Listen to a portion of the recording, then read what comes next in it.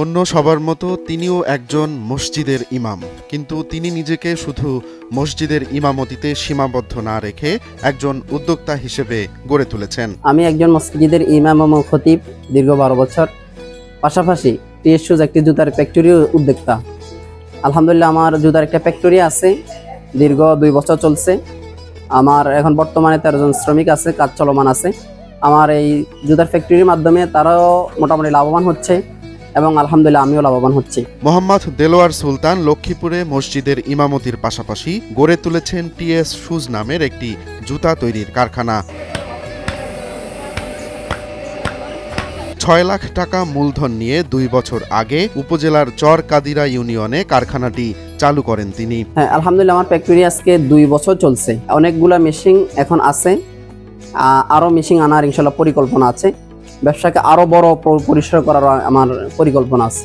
ঢাকা থেকে একটি চাইনিজ জুতা তৈরির ম্যানুয়াল মেশিন সংগ্রহ করেন দেলোয়ার। কাটিং এবং পলিশ করে সেই মেশিনেই 4 ধাপে জুতা তৈরি করছে শ্রমিকরা।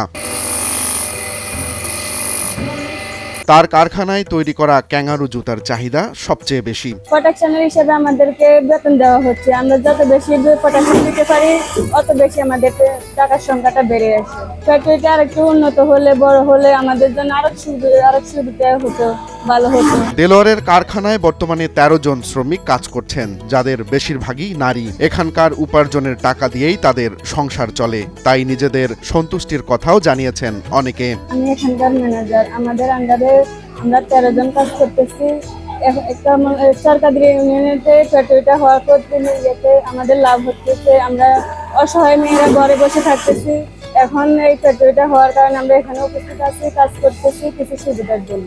দেলোয়ার জানান, মসজিদে ইমামতির পাশাপাশি এই কারখানা থেকে তার ভালো উপার্জন হয়। পরিবার নিয়ে তাই সচ্ছল জীবনযাপন করছেন তিনি। ভবিষ্যতে পরিকল্পনা আছে ছোট এই কারখানাটিকে আরো বড় করার। পাশাপাশি তার মতো অন্যান্য আলেমদেরও তিনি উদ্যোক্তা হতে উৎসাহ দেন। আমার এখানে 13 জন কর্মচারী কাজ করতেছে, তারা তাদের সকলকে প্রোডাকশনের উপরে দিয়েছে।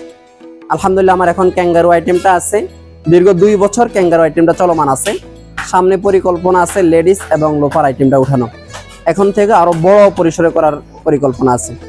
আমি আলেমদের উদ্দেশ্যে বলবো যে আপনারা মসজিদ মাদ্রাসার পাশাপাশি একজন তরুণ উদ্যোক্তা হতে পারেন, ব্যবসা করতে পারেন, তাহলে আপনার সমাজে একটা ভালো অবদান রাখতে পারবেন। ইনশাআল্লাহ সামাজিকভাবে ভালো একটা অবদান রাখতে পারবেন। মসজিদে ইমামতির পাশাপাশি যে উদ্যোক্তা হওয়া যায় তা দেখিয়ে দিয়েছেন মোহাম্মদ দেলোয়ার সুলতান। তার উদ্যোগ শুধু নিজের জীবনের পরিবর্তন নয়, কর্মসংস্থান সৃষ্টি করে বদলে দিয়েছে আরো অনেকের ভাগ্য। 2 বছর হয়েছে আলহামদুলিল্লাহ আমাদের ফ্যাক্টরি চলমান আছে। 6 লক্ষ টাকা ইনভেস্ট হয়েছে। ইনশাআল্লাহ সামনে আরো ইনভেস্ট করব এবং বড় পরিসরেও করব। এখন যে মেশিন আছে আমরা আরো মেশিন আনার ঢাকাতে পরিকল্পনা চলছে ইনশাআল্লাহ। রোমান্স তালুকদার, নয়া দিগন্ত।